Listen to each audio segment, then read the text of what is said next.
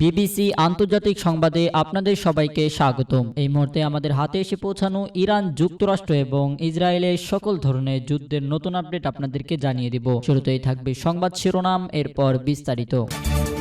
কিউবায় যে কোনো সময় হামলা চালাতে পারে যুক্তরাষ্ট্র। ইরানের প্রস্তাব মেনে নেওয়া ছাড়া যুক্তরাষ্ট্রের কোনো বিকল্প নেই, গালিবাফ। ইরানে আবারও ভয়াবহ হামলার কথা ভাবছেন ট্রাম্প। দর্শক, এতক্ষণ শুনছিলেন সংবাদ শিরোনাম, এখন বিস্তারিত।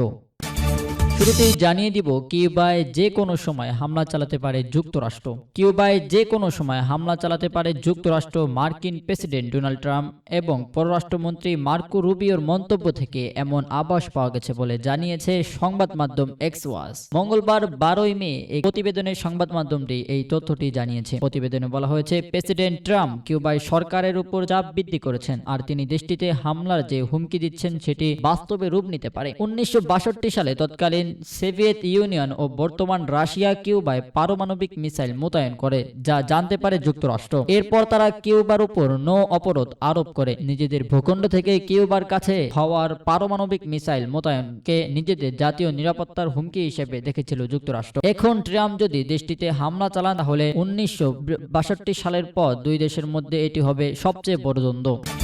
এরপর আপনাদেরকে জানিয়ে দিব, ইরানের প্রস্তাব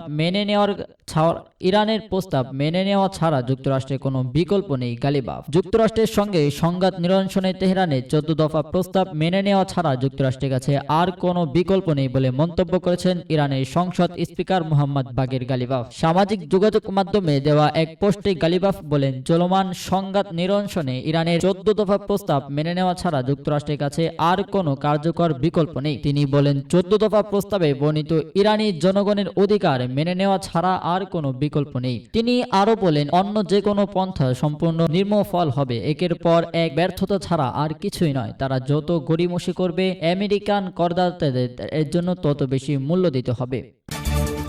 সর্বশেষ আপনাদেরকে জানিয়ে দিব, ইরানে আবারও ভয়াবহ হামলার কথা ভাবছেন ট্রাম্প। শান্তি আলোচনায় অচল অবস্থা তৈরি হয় আবারও ইরানে হামলা চালানোর কথা বেশ জোরালোভাবে ভাবছেন মার্কিন প্রেসিডেন্ট ডোনাল্ড ট্রাম্প। কয়েকটি সূত্রের বরাতে মঙ্গলবার 12 মে সংবাদ মাধ্যম CNN এ তথ্য জানিয়েছে। সূত্রগুলো বলছে, ইরান যেভাবে আলোচনা চালাচ্ছে এতে ট্রাম্প হতাশ হয়েছেন। অপরদিকে হরমুজ প্রণালী বন্ধ থাকায় তিনি অধৈর্য হয়ে গেছেন। তার মতে, ইরানি নেতৃবৃন্দদের মধ্যে বিভাজনের কারণ তারা পারমাণবিক কার্যক্রমের ব্যাপারে কোনো সিদ্ধান্ত নিতে পারছে না। আলোচনার সঙ্গে সংশ্লিষ্ট একটি সূত্র জানিয়েছেন, ইরান যুদ্ধ বন্ধের প্রস্তাবের জবাবে যা বলছেন, এতে তাদের মধ্যে সন্দেহ তৈরি হয়েছে তেহরান কি সত্যিকারের অর্থে আলোচনা চায় কি না।